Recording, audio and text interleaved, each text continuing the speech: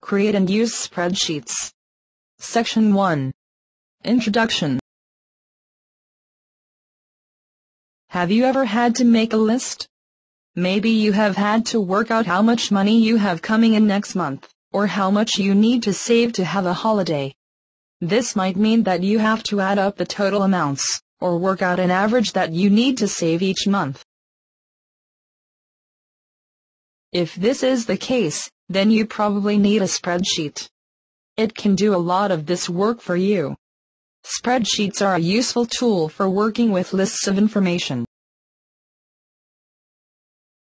There are two kinds of data you can enter into a cell. Numbers. Text. Using numbers, you can use spreadsheets to create lists of sales, or to record expenses.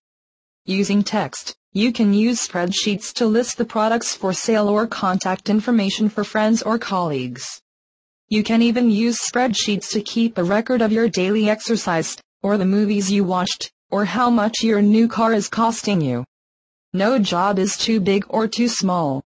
Now we will look at data entry. One kind of number entry is dates. Excel displays dates in different formats.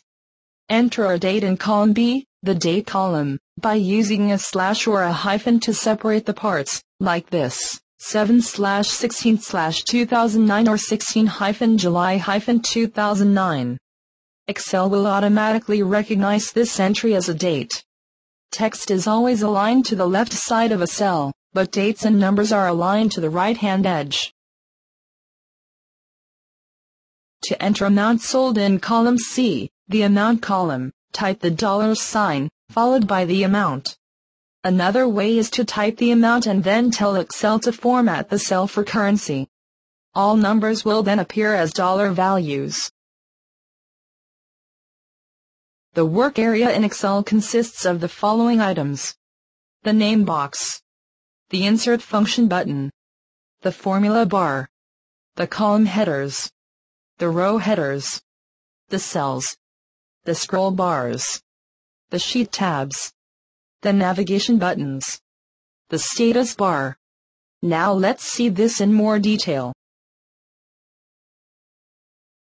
Under the ribbon display, you will see a plain box. It displays the cell reference of whatever cell you currently have selected. This example shows A1. This is the name box.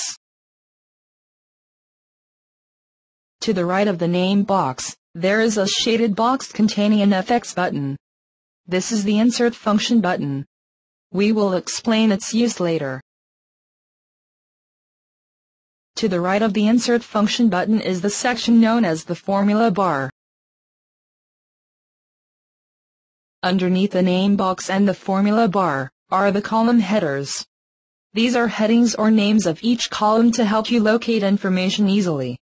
The columns are labeled A, B, C, and so on.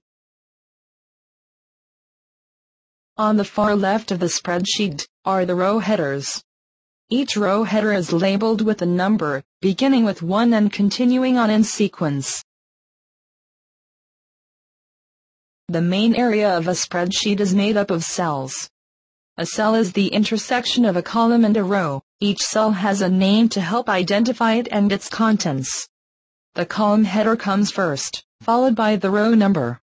Therefore, the first top left-hand cell is A1.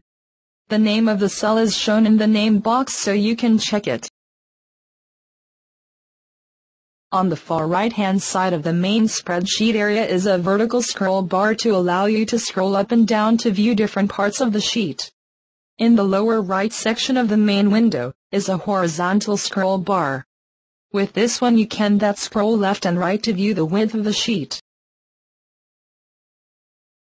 To the left of the horizontal scroll bar, you can see a series of tabs. These are the worksheet tabs. Each tab names a separate worksheet. When you open a new spreadsheet file, you will see 3 worksheets provided for you to start with. The highlighted tab shows the worksheet you have open. You can switch to another at any time or rename a worksheet by clicking its tab. To the left of the worksheet tabs, you will see 4 navigation buttons. If you use many worksheets or the worksheet names are long, some worksheets will be hidden under the horizontal scroll bar. Use the navigation arrow buttons to move from one worksheet to another. The status bar is located under the navigation buttons and the worksheet tabs. It provides information about the job that you are currently working on. This is the end of the presentation Introduction to Spreadsheets.